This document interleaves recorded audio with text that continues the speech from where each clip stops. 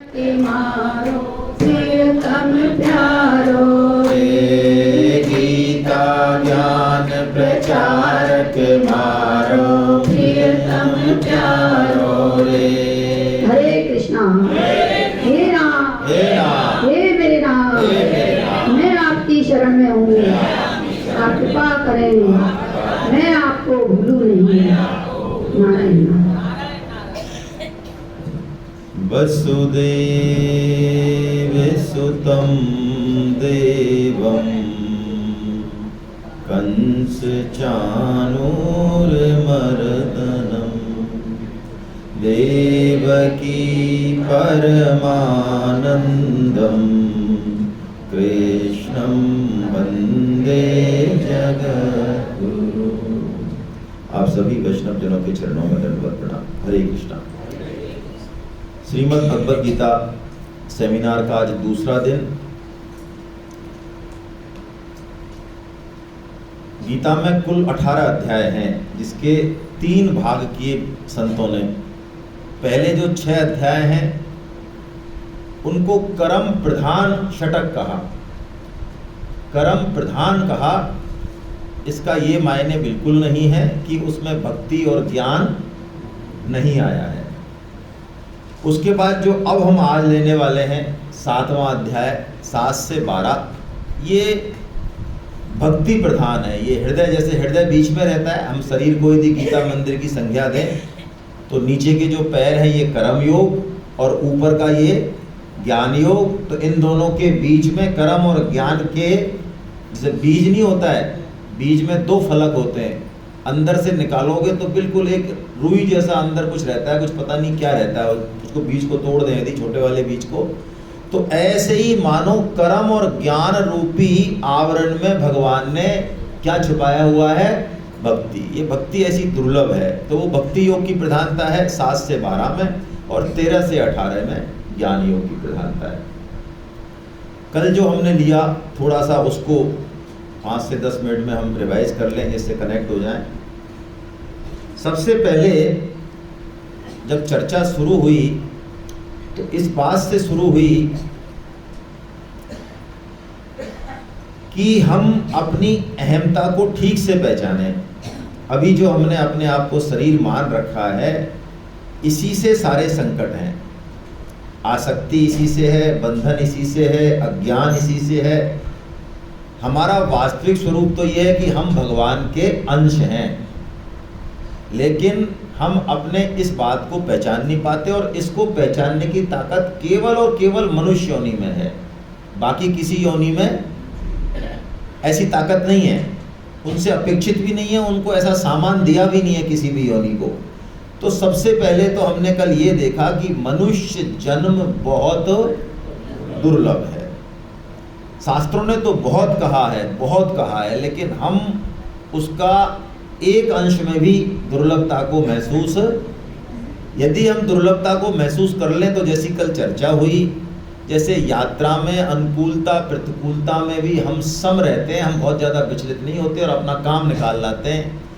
ऐसे ही यदि मनुष्य जन्म की दुर्लभता पता चल जाए, इसका लक्ष्य पता चल जाए ठीक से कि ये लक्ष्य इसी जन्म में हासिल करना है, तो फिर हम ये घर में, परिवार में, समाज में, आसक्ति में, मान बढ़ाई में, मान में, अपमान में, इसमें हम उलझेंगे।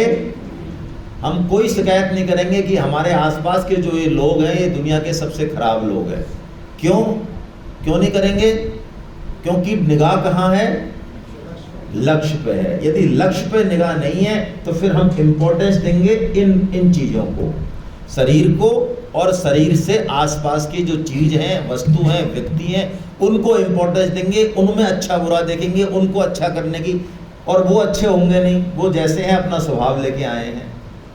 तो सबसे पहले इस बात को समझना है कि मनुष्य जन्म अत्यंत दुर्लभ है, और यदि इसमें हम मौका लगे, समय रहते नहीं चूके तो चूक जाए, वो नहीं चेते तो चूक जाएंगे। और ये एक बड़े मजे की बात है, भगवान की अतिशय करुणा है, क्योंकि भगवान के यहाँ थोड़ा सा उल्टा चलता है सिस्टम। समाज में तो जिनमें गुण है, जो काम के हैं, उनकी वैल्यू है, भगवान के यहाँ निखट्टुओं की ज्यादा वैल्यू है। हमारे जैसे निखट्टू जो किसी दीन के नहीं है और रात और दिन संसार में लग रहे हैं, ऊटपटांग काम ही कर रहे हैं, यदि वो भी चेत जाएं 50 साल में, 60 साल में, 70 साल, जब चेते हैं तभी भगवान कह रहे हैं अभी सवेरा है, अभी भी तू पार कर सकता है इस भवसागर को, कितना ही समय हो भले ही। खटवांग ऋषि ने मात्र 2 घड़ी में उस लक्ष्य को प्राप्त कर लिया। कितने लोगों को ये पता है खटवांग ऋषि का किस्सा? बहुत अच्छा पता नहीं है, बहुत कम लोगों को पता है। चलो मैं सुना देता हूँ। इक्ष्वाकु वंश के हुए खटवांग, जिसमें भगवान श्री राम हुए हैं। तो खटवांग ऋषि इतने योद्धा थे कि देवता और दानवों की लड़ाई में वो देवताओं की सहायता करने गए, उनके सेनापति बने। बाद में वो कार्तिकेय जी जब आ गए, बहुत समय तक उन्होंने युद्ध लड़ा, कई महीनों तो कार्तिकेय जी जब आ गए तो देवताओं ने कहा महाराज अब आप पधारो, बोले अब हमारे सेनापति आ गए। तो उन्होंने कहा ठीक है, तो आप लेकिन कुछ मांगो, आपने इतना बड़ा हमारा काम किया, कोई बर मांगो। उन्होंने कहा हमें कोई बर नहीं चाहिए, हमें क्या चाहिए, हमें कुछ नहीं चाहिए, ऐसे थे वो।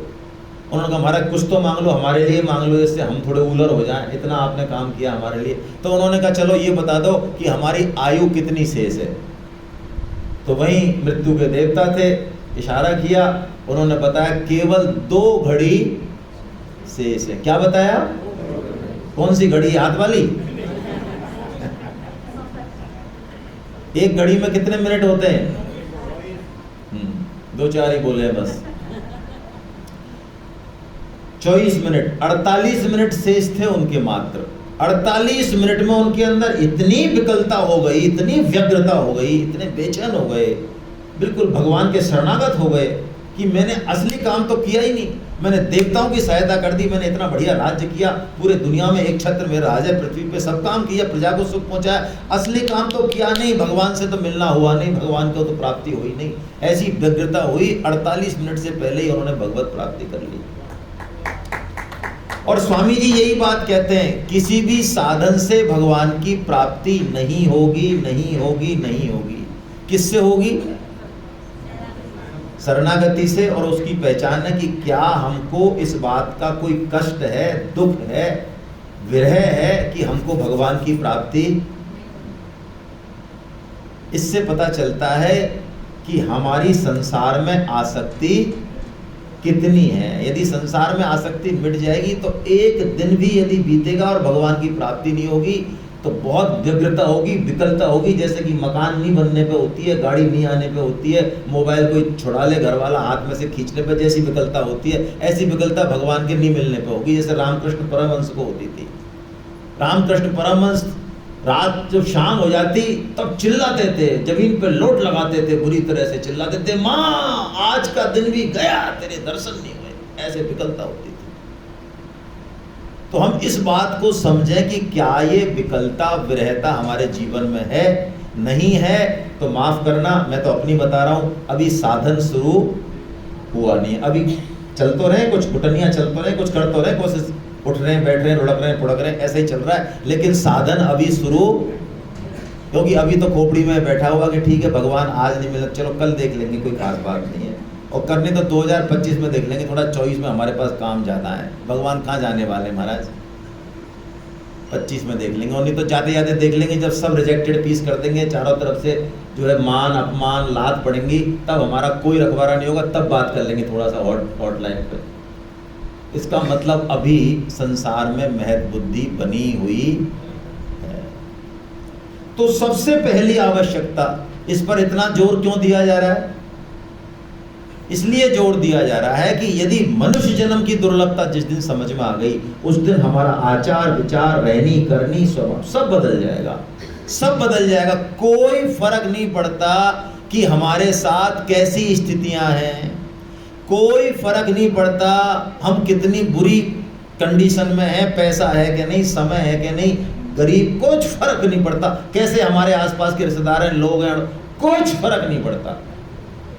जिस दिन चटपटी लगेगी उस दिन कोई फर्क नहीं पड़ता, ये जैसे हैं इनके होते हुए ही उस तरफ यात्रा शुरू हो जाएगी। लेकिन यदि दुर्लभता समझ में नहीं आई और बुद्धि काम कर रही है, यदि भाई बात मत करो, बुद्धि यदि काम कर रही है तो कोई दिक्कत नहीं है। बुद्धि का चातुर्य हमारा सत्यानाश कर देता है, और पढ़े लिखों में ये विशेष होता है भाई। अरे सब बकवास है, क्या रखा है, सब हो जाएगी प्राप्ति प्राप्ति, ऐसे होता है क्या कोई? ये आलतू फालतू की बातें यार, ये लोग ऐसे ही कहते रहते हैं। ये जो बुद्धि का चातुर्य है, जो कि प्राय किन में ज़्यादा होता है? पढ़े लिखों में, और पढ़े लिखों के अलावा जिनमें कुछ कुशलता है, जो समाज जिनके आगे झुकता है। और किन में होता है? जिन्होंने समाज में कुछ किया है, जिन्होंने अपनी पैठ साबित किया कि देखो दुनिया और समाज के लिए हमने कितना किया है। वो इस चीज़ की महत्ता को प्राय नहीं समझते। वो ये समझते हैं कि जो हम कर रहे हैं दुनिया का भला, वही सर्वश्रेष्ठ है, इससे बढ़िया कोई चीज़। हालांकि उनको ये नहीं पता है कि भला नाम की चिड़िया होती क्या है। और ये भला करने के लिए जो ब्लड में ये ब्लड दौड़ रहा है, शरीर में हार्ट पंप कर रहा है, कोशिकाएं बन रही हैं, ये प्रकृति, सूरज, चंद्रमा, ये सिस्टम, ये अवसर, ये मौका, ये सामर्थ्य, ये आँखा से रही है। ये कर्म नाम की चिड़िया किसका नाम है? आँखा से रहा है कर्म, इसके पीछे कौन है? ये उनको कुछ पता नहीं है। बस वो तो कर्म ठोक है। वो क्या है? कर्म ठोक, कि कर्म किए जा और बस ये कर्म हम कर रहे हैं। लेकिन सज्जनों, ऐसी स्थिति आएगी जीवन में, ये शरीर पल पल मरेगा, ये छोड़ देगा सब कुछ साथ। एक छोटी सी क्रिया के लिए हम आश्रित हो जाएंगे लोगों के ऊपर, तब ये गर्भ हमारा चूर हो जाएगा, बिल्कुल चकनाचूर हो जाएगा। उस समय कुटस्थानंद जी वृंदावन के संत हुए, मैंने उनकी वाणी सुनी एक बार आज से 8-10 साल पहले। उन्होंने कहा ज्ञान और कर्म का अवलंबन ठीक नहीं है, केवल एक भक्ति ही। उस समय केवल ना तो ज्ञान रह पाएगा, बुद्धि काम नहीं करेगी, इंद्रियां शिथिल हो जाएंगी, शरीर सड़ेगा। उस समय ना कर्म रहेगा ना ज्ञान रहेगा, केवल रहेगी एक हृदय से पुकार भगवान की, बस वही रखवाले हैं। ये मनुष्य जन्म की दुर्लभता हम समझें, ये हम ही समझ सकते हैं, कोई दूसरा प्राणी। अब ये कब समझ में आता है? ये जब समझ में आता है जब जीवन में दुख आता है। बहुत बिरले हैं जो सुख में चेत कर लें, बहुत बिरले। हम सब एक ही मिट्टी के बने हैं, जितना ज्यादा दुख उतनी ज्यादा भगवान के प्रति हमारी याद या लगाव। दुख नहीं दें भगवान तो हम मरे याद नहीं करें उनको, चाहे 50 साल हो जाए, 70 साल हो जाए भले ही। हाँ, नाटक कर लेंगे, नाटक करने में तो होशियार है, भगवान के भक्त बनने में होशियार है। पूछेंगे तो कह देंगे हाँ हम माला भी करते हैं, हम पूजा सब करने में होशियार है, मना नहीं करेंगे कतई, लेकिन सब नाटक है। भगवान को याद कब करेंगे? जब जीवन में क्या आएगा? यदि किसी ने गीता नहीं पढ़ी है, उसका कोई स्वजन, स्वजन मतलब, स्वजन का मतलब जो चला गया, स्वजन ऐसा जिसके जाने के बाद चैन नहीं पड़े हृदय में, महीनों तक निकलता रहे, आंखों में से पानी नहीं छूटे, वो है स्वजन। तो वो स्वजन चला जाए ना, और उसको लेके यदि शमशान में जाए तो वहाँ बिना पढ़े भी पूरी गीता समझ में आ जाती है, चाहे एक अक्षर नहीं पढ़ा हो गीता का, सपने में नहीं देखी हो गीता, तब भी वहाँ जो बोलेंगे, जो सोचेंगे, वो सब क्या होगा? वो सब गीता में होगा। क्यों? क्योंकि ये जो बाहर का आवरण है, ये जो बाहर की आसक्ति है, ये उस समय छूट जाती है। इसीलिए गीता का पहला अध्याय है अर्जुन विषाद योग। लेकिन गीता एक बड़ा जबरदस्त ग्रंथ है। हम तो क्या करते हैं, जीवन में दुख तो किसके नहीं आए, सबके दुख आते हैं, शारीरिक दुख आते हैं, मानसिक आते हैं, और भी बहुत तरह के दुख हैं आजकल आधुनिक जीवन में। लेकिन उन दुखों के बाद भी कुछ समय हमारी चेतना जुड़ती है, और उसके बाद फिर वही। हम चेक कर लें अपने आप को, क्या दुख हमने झेले नहीं है? तो क्या दुख झेलने के बाद थोड़ा बहुत सुधार आया हो तो आया हो, लेकिन प्राय हमारा स्वभाव और हमारा बेसिक जो चीज़ें हैं वो बदलती। स्वामी जी कहते हैं जैसे कुत्ता है, तो कुत्ते को रोटी दे दो, आ जाएगा, दो मिलाते हो, और रोटी मत दो और डंडा दे दो, उस समय रोटी की जगह डंडा दे लो हाथ में, तो क्या करेगा? भाग जाएगा। अच्छा, फिर रोटी दे दो, फिर आ जाएगा, और फिर आ जाएगा। अच्छा, फिर मत दो, फिर डंडा दे दो, फिर चला जाएगा। अच्छा, तीसरी बार फिर दे दो तो फिर आ जाएगा। 20 बार दो तो 20 बार ही आ जाएगा। और हम चेक करें अपने आप को, ये संसार हमारे साथ कर क्या रहा है? संसार अपने असली रूप में आता है, दिखाता है, लेकिन हम उसको देखने के बाद भी फिर जो है आंख मीच लेते हैं, फिर दिखाता है फिर आंख मीच लेते हैं, फिर दिखाता है फिर आंख मीच लेते हैं। तो गीता हमको ये सिखाएगी, गीता की शुरुआत ही यहीं से है कि जीवन में जो विषाद आया, दुख आया, इस दुख को भी हम भगवान से मिलने की सीढ़ी कैसे बना दें। जीवन में सुख आए तो सुख को भी हम भगवान से मिलने की सीढ़ी कैसे बना दें। ये गीता ये सिखाती है, चाहे दुख हो चाहे सुख हो, वहीं से भगवत यात्रा शुरू हो जाए। लेकिन जो गीता पढ़ना जरूरी नहीं समझता, माफ करें, उसमें ये दृष्टिकोण नहीं होगा, वो सुख का भी दुरुपयोग करेगा और वो दुख का भी सदुपयोग। क्या है सुख और दुख का? सुख का सदुपयोग है हमारी कोई सामर्थ्य है, हमारे अंदर कोई कला कौशल दिया है, भगवान ने सबको दिया है, किसी को शरीर का, किसी को बुद्धि का, किसी को धन का, सबको कुछ ना कुछ तो दिया है। तो उस सामर्थ्य को जो हमको दिया है एक्स्ट्रा में, और लोगों से ज्यादा दिया है, वो हमारे ऊपर ऋण है, उस ऋण को हमको चुकाना, ये सदुपयोग है। किसका? सुख का, सुख का, धन का, विद्या का, कुछ जिसका भी जो हमारे पास एक्स्ट्रा। आज मैं अधिकारी हूँ तो मेरे पास चांसेस हैं कि मैं सेवा करूँ। आज मैं गृहिणी हूँ, मेरे पास चांसेस हैं, मैं मेरे शरीर में जोर है, पैसा है मेरे पास, तो मेरे पास चांस है कि मैं सेवा करूँ। ये किसका सदुपयोग है? ये सुख का सदुपयोग है। और दुख का सदुपयोग क्या है? शास्त्र और गुरु चिल्ला चिल्ला के मर जाएं कि धन में आसक्ति मत करो, पुत्र में आसक्ति मत करो, पुत्री में मत करो और रिश्तों में मत करो, लेकिन बात हमारे समझ में नहीं आती है। लेकिन दुख वो गुरु है, वो शास्त्र है जो 10 साल में नहीं समझा सका, वो दुख एक झटके में समझा देगा। जिस व्यक्ति के लिए हम मरे जा रहे हैं, वो व्यक्ति यदि हमारे बिल्कुल प्रतिकूल हो जाए और भयंकर हमारा अपमान करे और उससे हमारा द्वेष हो जाए, तो बोलो अब उसके प्रति राग रहा? क्या होता नहीं है? ऐसा होता है। जो सबसे ज्यादा अजीज रहे होंगे वो आज सबसे बड़े। और क्या परिवार में नहीं होता?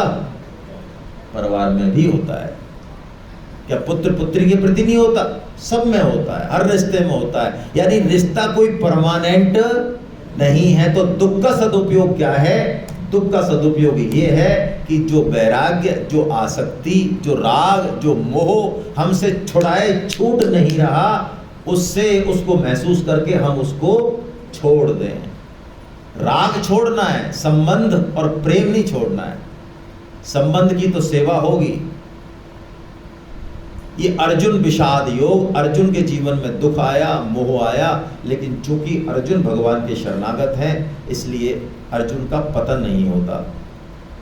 क्योंकि अर्जुन नाम ही उसका है जो एक अक्षौणी सेना के बदले में भगवान श्री कृष्ण को चुन लेता है। यदि हम भी ऐसे हो जाएं अपने परिवार में कि परिवार के रिश्ते, नाते, धन, घर, पन, मान, प्रतिष्ठा, सबसे ऊपर यदि हमारा कृष्ण को चुन लें, हम इन सब के ऊपर भी कि नहीं, कुछ नहीं। जैसे कि देवी की पूजा होती है तो छोटा बच्चा कितना ही जो है वो मांगे कि मेरे को ये पुआ दे दो और पूड़ी दे दो, लेकिन माँ कहती नहीं, पहले देवी का भोग लगेगा तब देंगे तेरे को। यानी देवी की प्रायोरिटी उस समय नंबर 1 है। चाहे पुत्र है, चाहे पुत्री है, चाहे कोई भी है, भैया पहले देवी को भोग लगेगा, उसके बाद तुम्हारा नंबर है। ऐसे हमारे जीवन में यदि कृष्ण आ जाए तो इसका मतलब हम कौन हो गए? फिर पांडव हो गए। ये पांडव होना है। और जो पांडव है, जो अर्जुन है, उसके साथ कृष्ण तैयार ही खड़े हैं। क्यों खड़े? फालतू हैं। हाँ, क्योंकि ज्यादा अर्जुन बचे नहीं कलयुग में। कोई यदि कहीं से निकलता है, करोड़ों लोग कहेंगे, भगवान मैं नहीं कह रहा हूं, अभी कहेंगे इसी अध्याय, मनुष्यानाम सहस्त्रेषु कश्चिन यतति सिद्धये यतताम अपि सिद्धानाम, है ना। करोड़ों में से कोई एक मेरी तरफ लगता है, कोई एक अर्जुन बनने की कोशिश करता है, तो भगवान तैयार ही खड़े, बड़े प्रसन्न होते हैं भगवान की, चलो ये तो अर्जुन बना, खट सारथी बन के आ जाते हैं आज भी बड़े आसानी से। तो अब इस चीज को हम करें कैसे, जीवन में कैसे उतारें? तो भगवान ने दूसरे अध्याय से फिर पहले सांख्य योग बताया, उसमें अपनी पहचान बताई, जिस पर हमारी चर्चा हो गई। सांख्य योग की सार बात यही है कि समझ में आए नहीं आए, अनुभव में आए नहीं आए, मान लें कि हम शरीर नहीं है। ये शरीर प्रतिक्षण मर रहा है, नष्ट हो रहा है। जवान था, बूढ़ा था, बचपन था, काला था, गोरा था, ये छोड़ रहा है, मर ही रहा है, एक दिन छोड़ ही देगा, फिर भी हम रहेंगे। हम इसके साक्षी हैं, दृष्टा हैं, हम शरीर नहीं है। शरीर के मरने से हमारी मृत्यु नहीं होगी। ये सांख्य हो गया। इससे ज़्यादा सांख्य पढ़ने की जरूरत नहीं है। पचे कैसे ये बात? तो भगवान ने कर्म योग बताया। ये समझ तो लिया, थ्योरी तो समझ ली, अब प्रैक्टिकली कैसे पचे महाराज, ये अनुभव में कैसे आए? तो भगवान ने रिकमेंड किया कर्म योग को। सांख्य को रिकमेंड नहीं किया गीता में, भगवान ने कर्म योग को रिकमेंड किया। तो कर्म और योग, कर्म योग क्या है कि जो कर्म हम करते ही हैं, करने पड़ेंगे ही। कर्म किए बिना कोई भी मनुष्य, कल हमने देख लिया होगा आपने तीसरे अध्याय में, कर्म किए बिना हम रह नहीं सकते। तो जब हम रह ही नहीं सकते और कर्म हमको करने पड़ेंगे, और कर्मों से ही हमारा बंधन होता है। चाहे अच्छे कर्म करेंगे तो भी बंधन है, दुनिया का भला करो, बड़े से बड़ा परोपकार करो तो भी बंधन है। ये गीता कहती है ठोक के, और कहीं नहीं मिलेगा ये। और तो व्हाट्सएप पे दुनिया मैसेज भेजती रहती है हजारों लाखों तरह के, उसमें यही है भैया आयो मनुष्य जन्म में तो पुण्य कमा लो। हाँ, ये पुण्य सब बेकार की बात है। ये गीता का साधक किसी पुण्य के चक्कर में कोई पुण्य नहीं कमाना हमको किसी तरह का। ये पुण्य महान पतन का कारण है। ये बात आपको कहीं और यदि अटक रही हो तो पूछना, अटकेगी आपके। ये मैं आपको फिर दोबारा रिपीट कर रहा हूं, पुण्य महान पतन का, पुण्य का एक ही फायदा है बस, उससे सत्संग मिल जाएगा आपको। लेकिन उसकी हम कदर नहीं करेंगे, क्योंकि बुद्धि कहां लगी रहती है? परोपकार में, पुण्य में। यदि कदर कर ले तो पुण्य का फायदा है। तो हमको ना पाप कमाना है और ना, दोनों ही बंधन है। तो भगवान बता रहे हैं कि जिस कर्म के करने से बंधन हो, उसी कर्म को यदि तू मेरे तरीके से करेगा तो उसी से तेरा योग हो जाएगा, मेरे से तू मेरी प्राप्ति हो जाएगी। कौन से कर्म? जो कर्म हम सहज में कर रहे हैं, जो अभी हमारे पास असाइंड है, अभी हमारे पास एक ड्यूटी है, उसके नाते हमारे कुछ कर्म असाइंड है हमें। उन्हीं कर्मों को करते हो किसको प्राप्त कर सकते हैं? ईश्वर की प्राप्ति कर सकते हैं। ये विद्या कर्म योग है।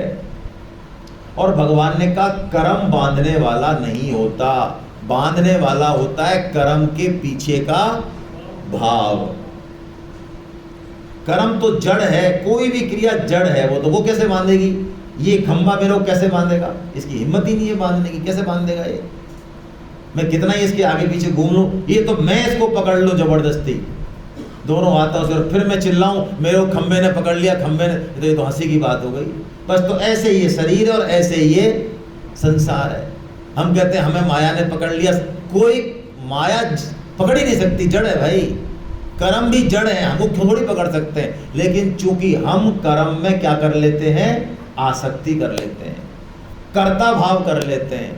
ये कर्म मैंने किया, ये जो कर्म है, ये कर्म बहुत अच्छा है भाई साहब, आप जो कर्म करते हो उसमें दम नहीं है। हम जो ये कर रहे हैं, आप लोगों को तो आइडिया नहीं हम कितना ऊंचा कर्म कर रहे हैं। आप तो फालतू कंबल बांटने में रह गए, हम लोगों को विद्या दे रहे हैं। हम पता नहीं SMS में जाके यानी क्या कर रहे हैं, अलग अलग कर्म खोल रखे हैं और अपने कर्म को दूसरों से बेहतर मान रहे हैं। ये कर्म में आसक्ति और कर्म का कर्ता होना, ये दो विघ्न है। किसमें? कर्म योग में। यदि ये कर्तापन नहीं हो और आसक्ति नहीं हो तो छोटे से छोटा कर्म भी कर्म योग हो जाएगा। स्वामी जी ने तो यहां तक कहा है कि हम शरीर को नहलाते हैं सभी, और रोटी खिलाते हैं, पाखाना ले जाते हैं, कपड़े पहनते हैं, सजाते हैं, करते हैं, जो भी करते हैं। बोलो इसी से भगवान की प्राप्ति हो जाए तो कैसा बढ़िया है। हाँ, तो स्वामी जी तो कहते हैं यही, इसी से कर्म योग सद जाएगा आपका। तो बताओ महाराज क्या टेक्निक है? तो स्वामी जी कहते हैं तुमने शरीर को अपना मान के यदि ये सारी क्रियाएं करी तो ये सारी क्रियाएं बंधन का कारण हो जाएंगी। लेकिन ये शरीर किसका है भाई? भगवान का है। कौन रह रहे हैं इसमें? हृदय में। तो ये भगवान का साक्षात मंदिर है। ये तो वैसे मंदिर है, ये साक्षात मंदिर है। हर किसी भी प्राणी का शरीर भगवान का साक्षात मंदिर है। और यदि उस शरीर को नहलाया जाए, रोटी दी जाए, पखाना लिया जाए, पेशाब कराया जाए, बोलो इससे बढ़िया और मंदिर जाना क्या होगा? भगवान का शरीर है, भगवान का काम है, हमारा क्या लेना देना है, हम अपना काम कर रहे हैं बस इसको, तो ये कर्म योग हो गया। पाखाना जाना भी भगवान के ऊपर एहसान करना है। स्वामी जी तो कहते हैं भक्त तो इतना विलक्षण होता है, वो कहता है देखो अब आपके शरीर को हमने नहला दिया है, अब इसको पाखाना ले गए, इसको बोलो इसको सुला दिया, टाइम पे इसको खाना खिला दिया, और क्या चाहिए बोलो, क्या क्या चाहते हो और हमसे, हमारा क्या लेना देना नहीं तो।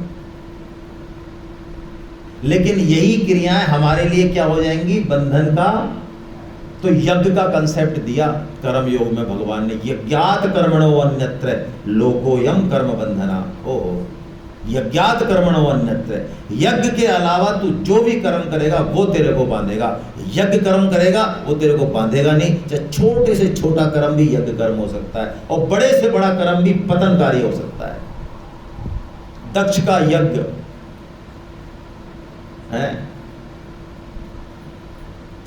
पार्वती जी के पिताश्री दक्ष, उनका यज्ञ इतना जबरदस्त कर्म है, वो सृष्टि में ऐसा यज्ञ नहीं हुआ जिसमें देवता लाइन लगा के बैठे, सब इंद्र से लेके वरुण देवता, आहुति वाले अग्नि देवता सब बैठे हैं वहां साक्षात कि कब यज्ञ हो और कब हम अपना भाग लें।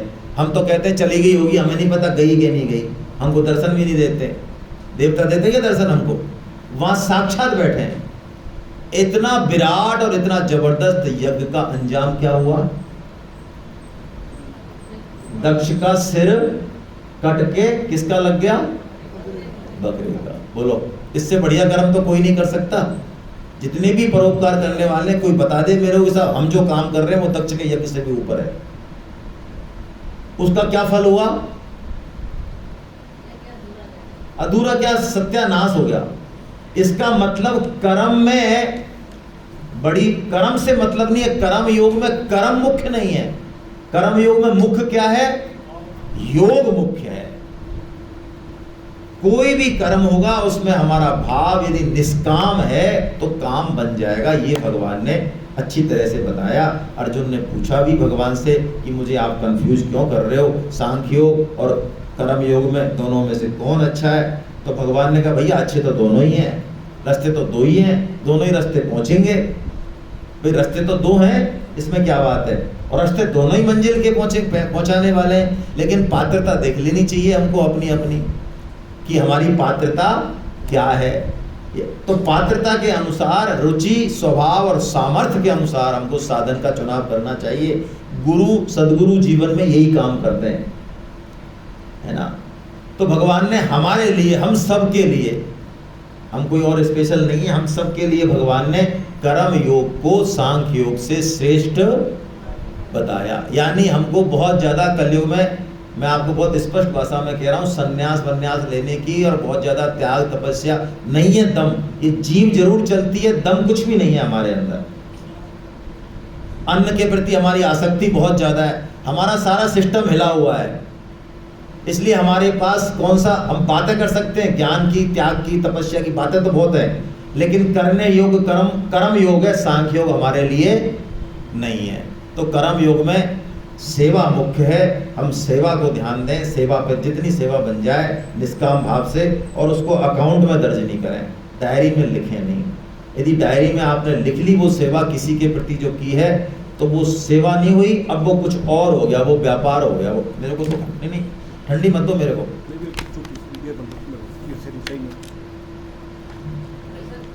अब भगवान ध्यान योग का वर्णन करते हैं। ध्यान योग, ध्यान योग क्या है, ये जो इंद्रियों का राजा मन है, ये प्राय संसार में भागता रहता है इधर से उधर। जिस दिन ये इसका आकर्षण छोड़ के और थोड़ा सा निश्चल हो, अंदर की तरफ यात्रा करे, भगवान की रूप को देखने की कोशिश करे, भगवान का नाम ले, भगवान की तरफ हमारी चित्त जाए, हमारी वृत्ति जाए, वही ध्यान है। और गीता बंद आंखों का ध्यान बताती तो है, लेकिन वो लक्ष्य नहीं है उसका।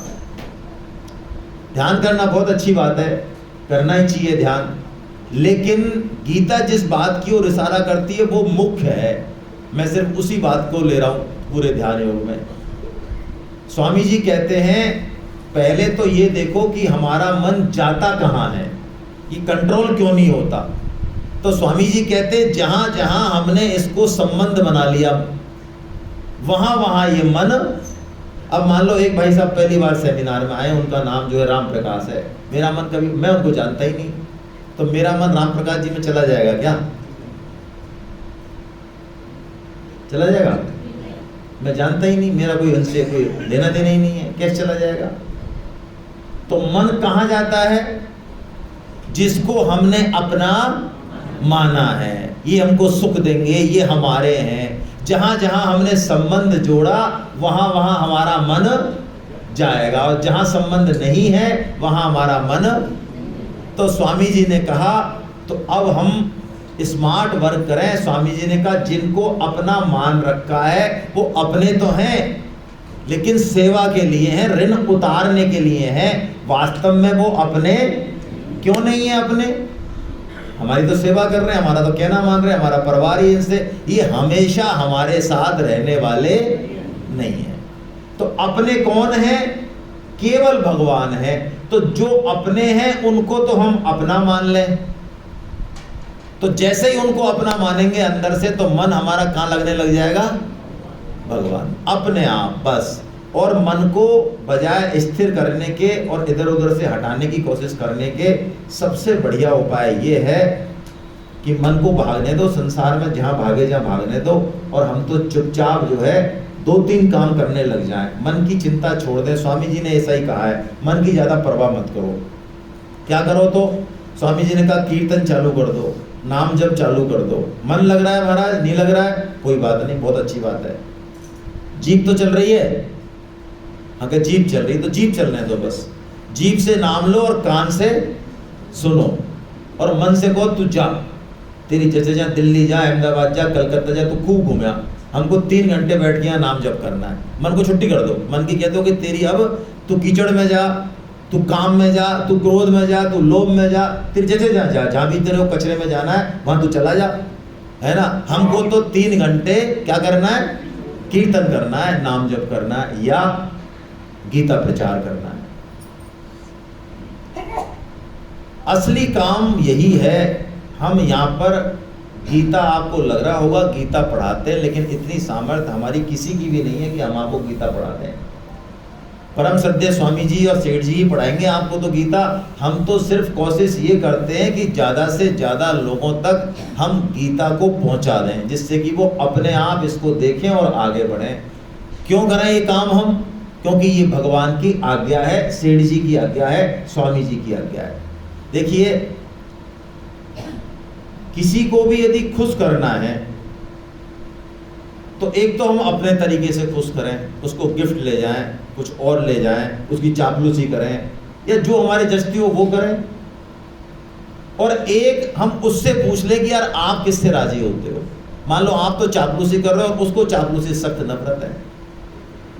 आप तो 1 लाख रुपए खर्च करके मोटरसाइकिल ले, वो उसको मोटरसाइकिल से एलर्जी है भयंकर, वो साइकिल चलाना पसंद करता है। तो मैं आपसे निवेदन कर रहा हूं, किसी को खुश करना है तो अपने मन बुद्धि से, अपने तरीके से खुश किया जाए, या उससे पूछ लिया जाए। हेलो, आई नहीं आवाज? मतलब आप तो ऐसा लग रहा है मुझे डंडा लेके जाओगे, हमारे हम जैसे खुश हो बेटा तेरे होना पड़ेगा खुश। हमारे पास तो यही सामान है, बोल तू होए कि नहीं होए, ऐसा लग रहा है मुझे आपका भाव। चलो हटाओ, मोदी जी के पास जाएं। मोदी जी के पास तो तरीके से जाओगे, अदब से, मतलब डंडा वंडा नहीं चलेगा। तो अब मोदी जी को खुश करना है आपको। मोदी जी आपके घर आ गए, मान लो 5 मिनट के लिए आए, हेलीकॉप्टर से उतरे, आपके यहाँ आ गए, आपसे प्रेम है। अब तुरंत 5 मिनट बाद हेलीकॉप्टर से उड़ेंगे दूसरी सभा में। अब 5 मिनट में अब मोदी जी कुछ कह रहे हैं आपसे कि मेरे को ये चीज़ दे दो, मेरे को गुनगुना पानी दे दो, बस थोड़े से सेंधा नमक डाल के, बस इसके अलावा मैं कुछ नहीं लूँगा, ज़्यादा से ज़्यादा एक नींबू डाल देना हल्का सा, बहुत थोड़ा सा। और आप उनको कह रहे हो कि नहीं संतरे का जूस लो, और ये दूध लो, और फलाना लो, ये गाय का लो, और थोड़ी सी खिचड़ी खा लो, और आप ज़बरदस्ती खिला भी देते हो मान लो। और उनको क्या ज़रूरत है? गुनगुना पानी, जिससे कि उनका गला ठीक हो, वो बोल पाए। तो बोलो, आपका जो अतिशय प्रेम है उससे मोदी जी खुश हो जाएंगे? तो हमको भगवान को खुश करना है तो हम अपनी मन बुद्धि से खुश करें उनको, या जैसा भगवान कह रहे हैं कि मैं ऐसे सबसे राजी होता हूं उस तरीके से चलना चाहिए हमको। भगवान कह रहे हैं उस तरीके से चलना चाहिए, हमको क्या दिमाग लगाना। भगवान कह रहे हैं मैं इससे होता हूं तो हमको तो हमें क्या लेना देना है। भगवान गीता के अंत में जब तीनों योग कह देते हैं तो एक फार्मूला बताते हैं भगवान, बहुत शॉर्टकट। उनको शायद पता है कि ना तो बेटा ये कर्म योग करने वाले हैं, ना ये ज्ञान योग करने वाले हैं, और भक्ति योग भी करने वाले हैं। उनको शायद हमारी योग्यता का पता है। माँ से क्या छुपा है भाई, तो भगवान तो हमारी जन्म जन्मों की माँ है, उनसे क्या छुपा है। तो उन्होंने भाषण तो दे दिया, बोल तो दिए तीनों योग, लेकिन उनको पता है कि इनके हाथ में क्या है, जयपुर वालों के में। तो भगवान ने शॉर्टकट बताया। क्या बताया? भगवान ने कहा कोई निष्काम भाव से यदि गीता का प्रचार करे तो वो मुझे ही प्राप्त होगा, इसमें कोई संशय। तो भाई आप बजाओ ताली हमारे महेश सहरा साहब के लिए, नरेश गुप्ता जी के लिए, सुभाष मंगल जी के लिए, शिव शंकर जी के लिए। ये सब लोग आपके पीछे पीछे घूम रहे हैं, और लोग तो बड़े पैसों को रद्दी समझते हैं। ऐसे लोग बहुत हैं समाज में, करोड़पति, वो पैसों की बात मुंह पे नहीं लाते पट्टे। लेकिन इन्होंने बेचारों ने अपने पद को घटा के आपकी जेब से पैसे भी निकलवाए होंगे। बाकी तो इतने बढ़िया लोग होते हैं, वो पैसे की बात ही नहीं करते, और पैसे की उनके जीवन में मैं जरूरत भी नहीं देखता हूँ, ना तो कपड़े के लिए, ना खाने के लिए, ना घर के लिए, ना रोटी के लिए। बहुत निष्काम बनते हैं लोग कि हम पैसे वैसे की परवाही नहीं करते। ये पैसा क्या चीज़ है, घटिया। 10 लाख हम ही लगा देंगे। बड़े अच्छे लोग हैं, इन्होंने तो पैसे भी मांगे होंगे आपसे, अपनी इज्जत खराब करी होगी बेचारों ने कि लाओ पैसे, लाओ पैसे लाओ। इतने इंपॉर्टेंट है इनके लिए पैसे, बताओ। तो ये जो इन्होंने काम किया, आपसे पैसे भी मांगे, आपको फोन भी किया, आपके घर गए, तो आपके मन में तो आया होगा ना कि इनका स्वार्थ क्या है यार, ये इतना पीछा क्यों कर रहे हैं आजकल हमारा। तो वो ये स्वार्थ है। भगवान ने ये आज्ञा दी कि जो निष्काम भाव से गीता का प्रचार करेगा वो मुझे ही प्राप्त होगा, इसमें कोई संशय। ये तो कहा भगवान ने 18.68 में, लास्ट में। और उसके बाद भगवान ने एक चीज और बोल दी, जिसकी वजह से आज हम गीता सेमिनार कर पा रहे हैं। भगवान ने ये कहा कि उसके समान मेरा प्रिय या प्रियतर ना तो कोई हुआ और ना कोई। बोलो कैसी बढ़िया बात है। अभी हमारे दिमाग में भगवान की सत्ता और महत्ता कोई बहुत स्पष्ट नहीं है, इसलिए इस बात को सुन के अंदर से बैटरी चार्ज नहीं होती। मैं आपको सही बताऊं, अभी राजस्थान सरकार का कोई कैबिनेट मिनिस्टर या सीएम वो आपके कंधे पे हाथ रख दे, सुरेश जी अब चिंता ही मत करो आप यार, आप हमारे आदमी हो, मस्त रहो आपको कहीं कोई समस्या है हमको फ़ोन करना। आप तो बोलो आपकी छाती कैसी हो जाएगी। मानसरोवर वाले कहेंगे भाई साहब की चाल बदली बदली नजर आ रही है यार, ये रोजाना पार्क में घूमते तो थे लेकिन आज कुछ अलग तरीके से घूम रहे हैं। यानी एक कैबिनेट मिनिस्टर या सीएम के कहने से हमारी छाती कैसी फूल जाती है।